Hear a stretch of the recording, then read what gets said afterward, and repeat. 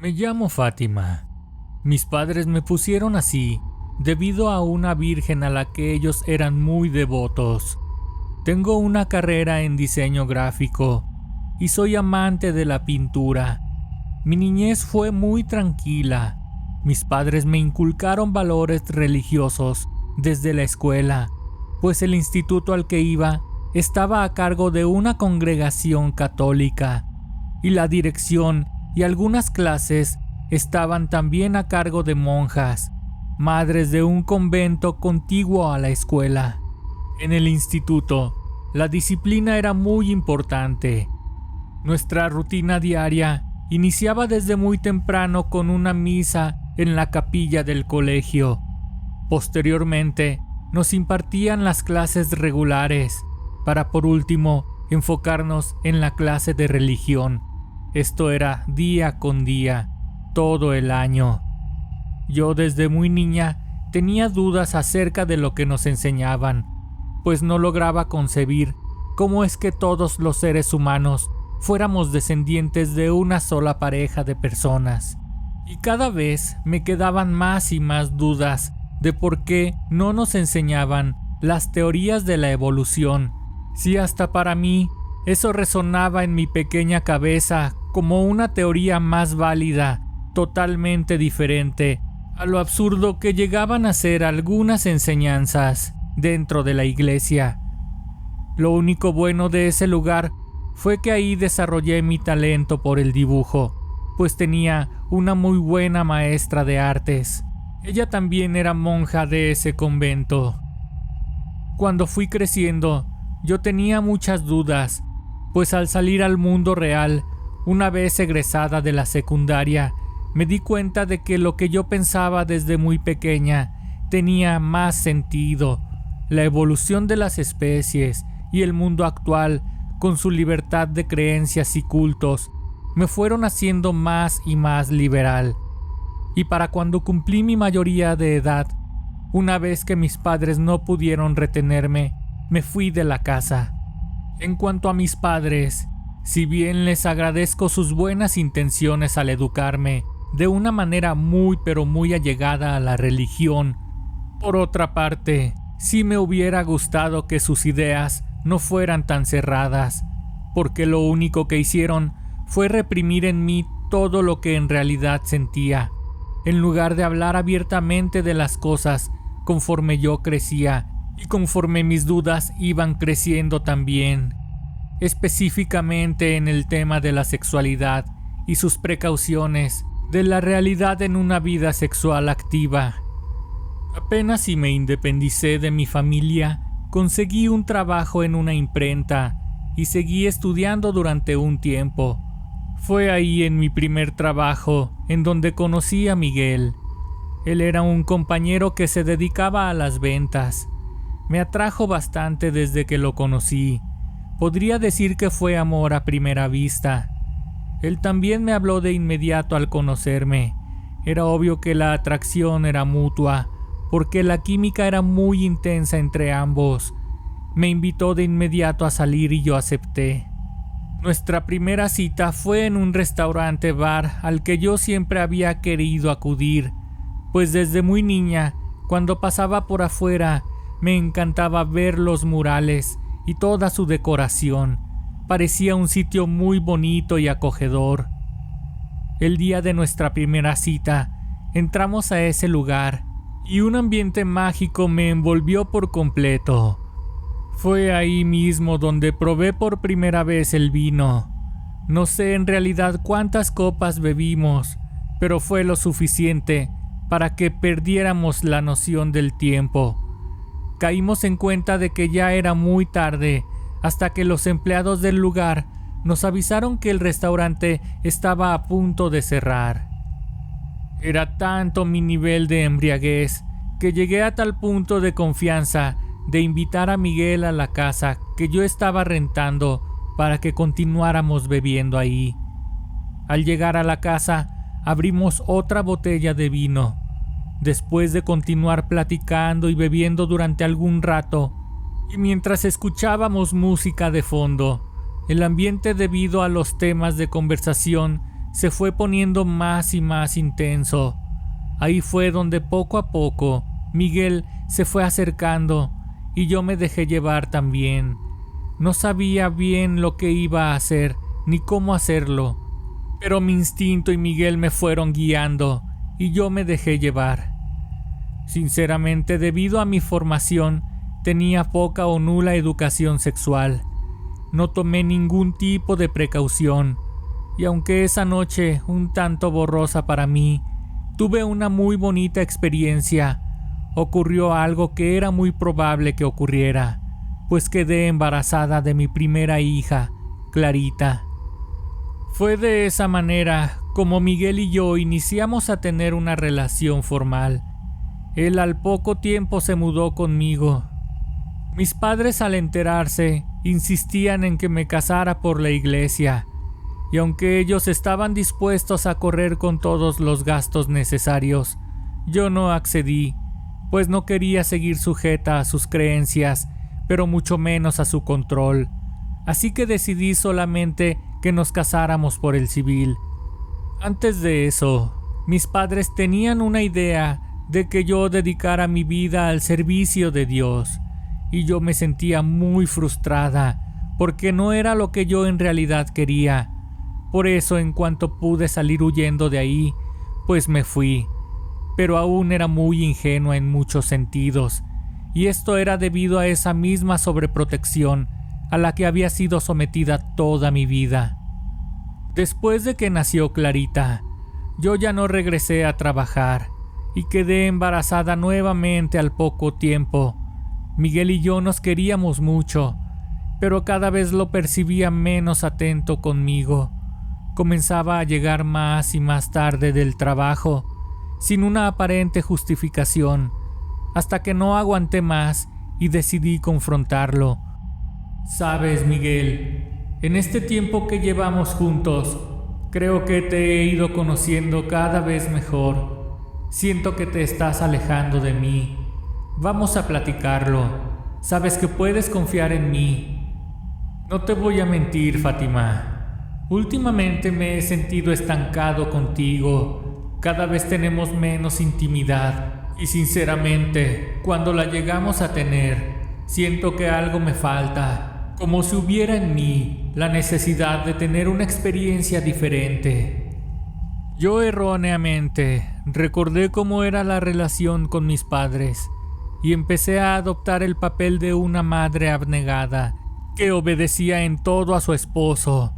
Hoy caigo en cuenta de cuánto mal nos hacen los padres en ocasiones, transmitiendo de generación en generación un machismo tóxico.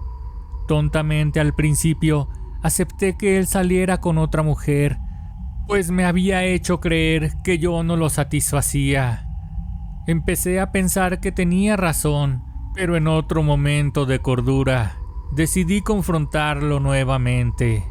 Sabes, Miguel, he estado pensando y no creo nada justo lo que está ocurriendo con nosotros. Pues mientras tú sales a divertirte, yo tengo que permanecer encerrada aquí en casa, a cargo de los niños. La verdad es que me gustaría salir de vez en cuando contigo a divertirnos. Pues no me quejo de cuidar a nuestros hijos, me quejo porque no veo que haya igualdad entre nosotros.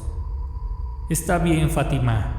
Ya que insistes con ese tema, voy a considerar algo que puede ayudarnos como pareja. Hasta ese momento, yo mantenía mi salud mental enfocándome en retomar la pintura, el dibujo. Reconozco que tengo mucho talento para eso y me gusta compartir esa actividad con mis hijos. Pasaron unos días en los que las cosas seguían igual, hasta que una tarde Miguel llegó temprano de trabajar. Prepárate, Fátima, pues esta noche vamos a ir a una reunión. Vendrá mi hermana Sara a cuidar a los niños. Yo me puse muy feliz. Estaba emocionada por la reunión a la que me llevaría Miguel, pues hacía mucho, pero mucho tiempo que no salía a divertirme. Por fin se llegó la noche, y mi cuñada se quedó en casa con Clarita y Carlitos, mientras nosotros salíamos directo a esa reunión. Oye, Miguel, ¿y quién cumplirá años o qué se celebrará en esa reunión a la que vamos? Mira, Fátima, en el lugar a donde nos dirigimos se realizan reuniones de parejas que quieren salir de la monotonía del matrimonio.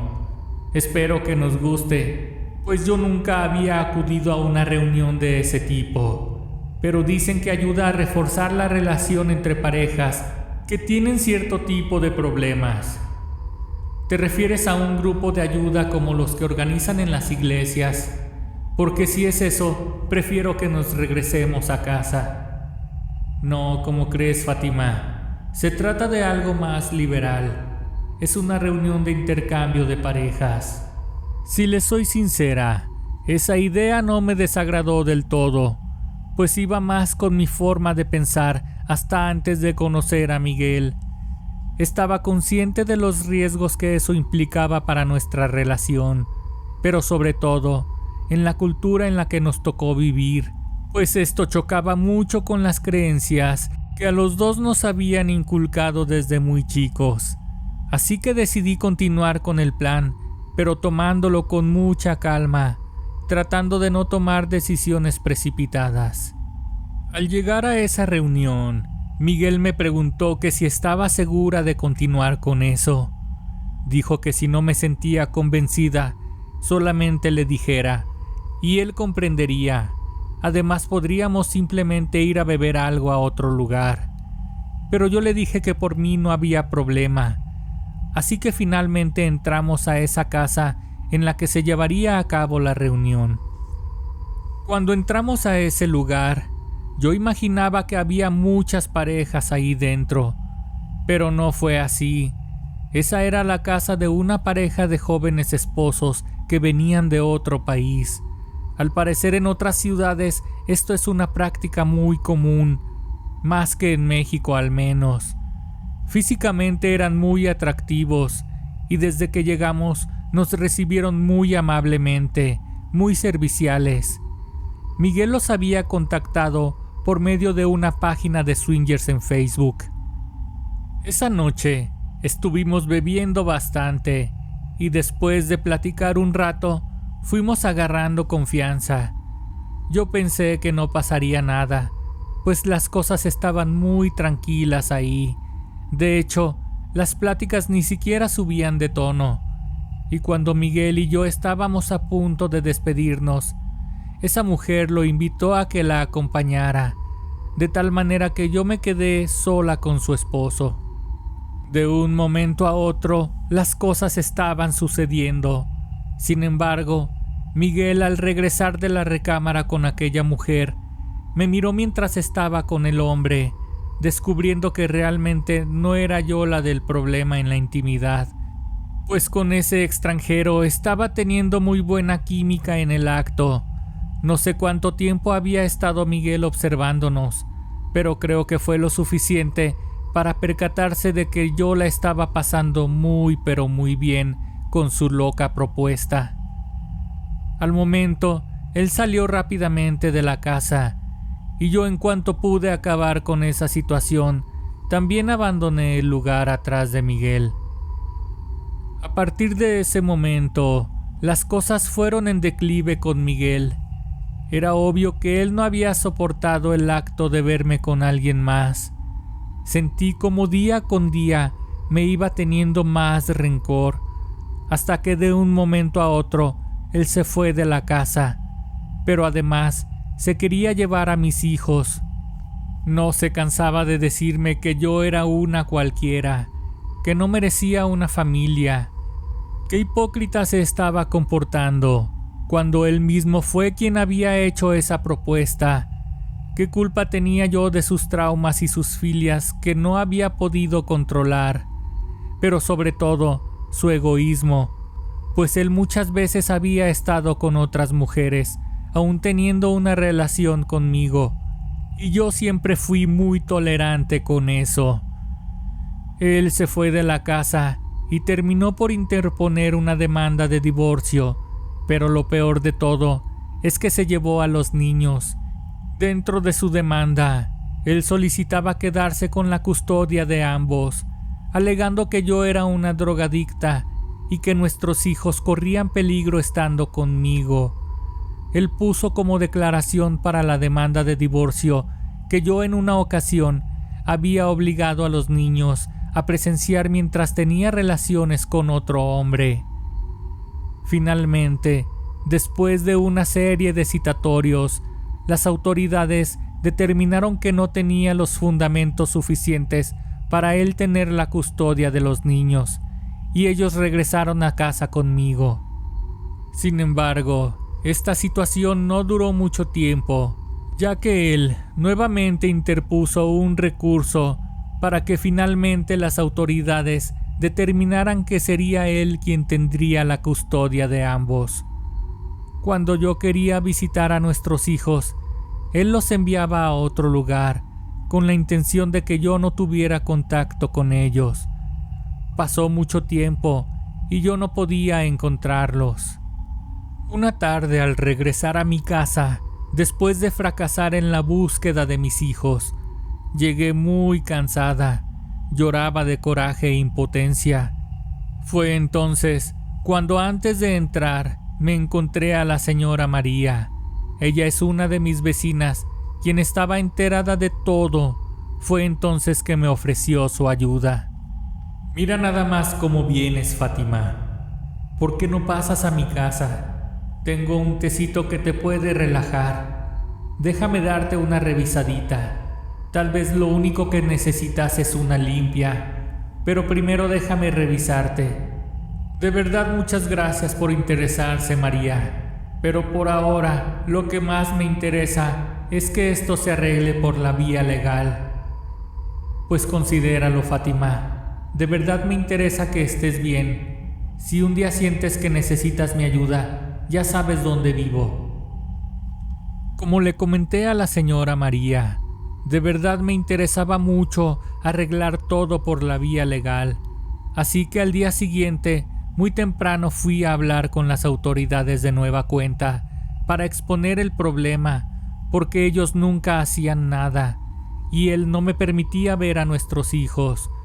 Solamente los citaban para dialogar, pero él nunca se presentó. Lo peor de todo sucedió cuando él me llamó por teléfono una tarde. «Bueno, ¿quién habla?» «Fátima, soy Miguel. ¿Dónde está Clarita?» «¿A qué te refieres? Ella debe estar contigo». Entonces no me dijo nada más, pero fui a buscarlo a su casa para que me explicara.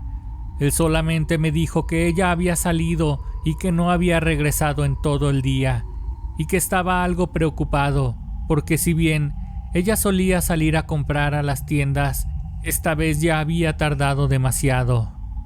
No me quedé de brazos cruzados, así que empecé a investigar por mi cuenta, y después de acudir a las autoridades, me enteré de que el muy maldito la estaba obligando a vender dulces en un semáforo, para así obtener dinero a costa de su explotación. Qué bajo había caído ese maldito. Cuánto rencor debía tenerme para desquitarse con lo que más quería, aun siendo sangre de su sangre. Me enteré de que mis hijos estaban sufriendo mucho, pues además de que Clarita estaba desaparecida, Carlitos estaba bajo el cuidado de una mujer que era pareja de Miguel. Tenía poco tiempo de estar junto con ella y le había confiado a mi pequeño. Ahora mis tesoros más preciados estaban sufriendo por culpa de él y de todo el rencor que me tenía. Las autoridades se seguían mostrando indiferentes con la situación de mis criaturas. Debo reconocer que Miguel al menos mostró un poco de auténtica preocupación por no poder encontrar a nuestra hija. Por mi parte, seguía reprochando sus actos. Yo estaba muy enojada, quería golpearlo, pero sabía que eso no solucionaría nada absolutamente. Después de que él me dijera dónde exactamente y a qué hora había dejado a Clarita en ese lugar, me dirigí hacia esa zona y miré que afuera de varios negocios cercanos había cámaras de seguridad. Fue entonces que en uno de esos negocios, donde después de explicarles la situación, Pudimos ver que, un poco después de que Miguel dejó a Clarita, un hombre estuvo hablando con ella para después llevársela de la mano, caminando a lo largo de la avenida. Obtuvimos algunas imágenes de ese hombre. Posteriormente preguntamos en varios locales de la zona si lo conocían o si al menos lo habían visto alguna vez por ahí. Y afortunadamente se trataba de un vecino que frecuentaba esos negocios. De esa manera fue que dimos con su domicilio. Todo indicaba que se trataba de una persona íntegra que realmente estaba interesado en ayudar a mi hija, pues las condiciones en las que Miguel la tenía no eran aptas para una niña de su edad. Como pueden ver, todo lo que hicimos para localizarla fue por nuestra propia cuenta. Al cuestionar a ese hombre del por qué lo había hecho, según él, esa niña estaba siendo víctima de maltrato, y aunque esto era cierto, él no tenía que haber actuado así. Lamentablemente, y a pesar de lo que pasó, Miguel no permitió de ninguna manera que Clarita regresara conmigo, así que se la llevó de nuevo. Pero ahora yo pude ver a mis hijos, los vi descuidados y me llené de coraje. Y como por fin me di cuenta de que las autoridades jamás harían nada por ayudarme, era obvio que yo tendría que seguir actuando por mi propia cuenta.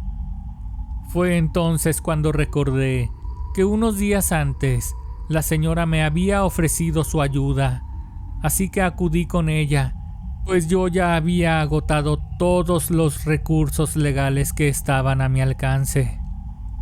Buenas tardes, señora María. Finalmente me decidí a venir con usted a ver si puede ayudarme. Pasa, Fátima. Mira cuánto has sufrido. Puedo verlo en tu cara. Siéntate, por favor, y trata de relajarte un poco. La señora se dirigió a su cocina y regresó con una taza de té. Este tenía unas hierbas que me hicieron calmar un poco.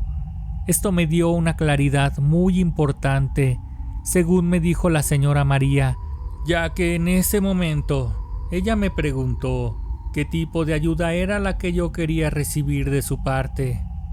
¿Cómo te sientes, Fátima? Me interesaba primero que todo que ya calmada pudieras platicar mejor conmigo. Te quiero preguntar, ¿qué es lo que quieres en realidad?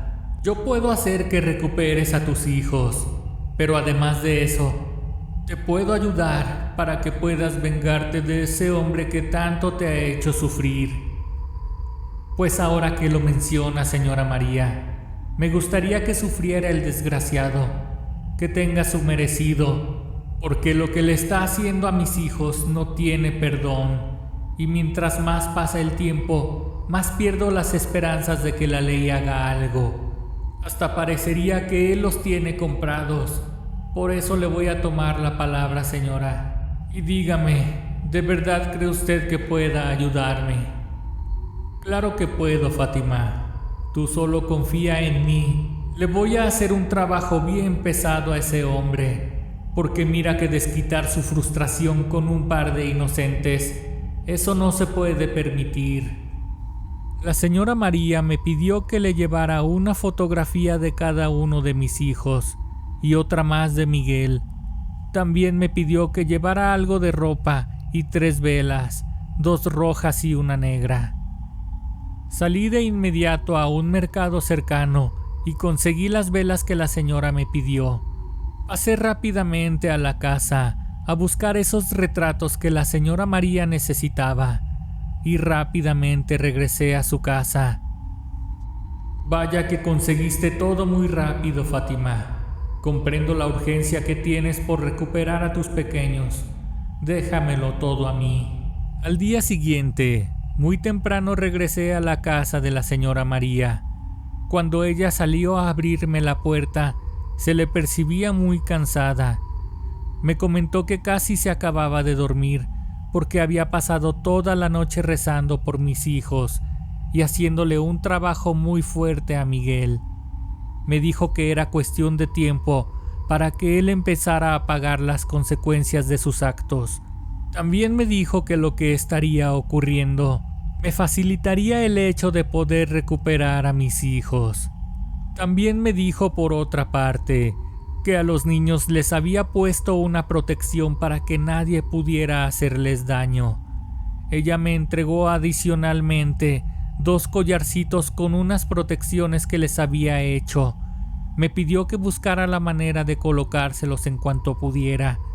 Así que en ese momento fui a buscarlos, pero nadie me abrió la puerta. Yo estaba desesperada y al no tener ninguna respuesta, me vi en la necesidad de regresar a la casa. Estaba muy triste, desconsolada, por no poder haber hecho nada ese día. Sin embargo, a la mañana siguiente, muy temprano recibí una llamada telefónica. Era la hermana de Miguel. Ella me pidió que me dirigiera al Hospital General inmediatamente, porque su hermano había sido hospitalizado de emergencia, y ella estaba con los niños, pero no podría cuidarlos porque tenía unos compromisos impostergables. Yo le pregunté que qué era lo que había ocurrido, y ella me dijo que en cuanto llegara me estaría platicando. Sinceramente, yo estaba muy asustada, pues no sabía a ciencia cierta si los niños estaban bien, así que fui de inmediato, y al llegar ahí los vi desde lejos. Corrí hacia ellos y los abracé, y los besé desesperadamente. Ellos también me extrañaban mucho, se veían muy mal. Era obvio que habían sufrido todo este tiempo. Después de reencontrarme con ellos, inmediatamente les coloqué aquellos colguijes que la señora María les había hecho. Eso me dejó más tranquila aún, pues estaban a mi lado y bien protegidos. Nunca más volvería a permitir que los separaran de mí. Eso solamente sería si pasaran sobre mi cadáver. La hermana de Miguel me platicó lo que había ocurrido.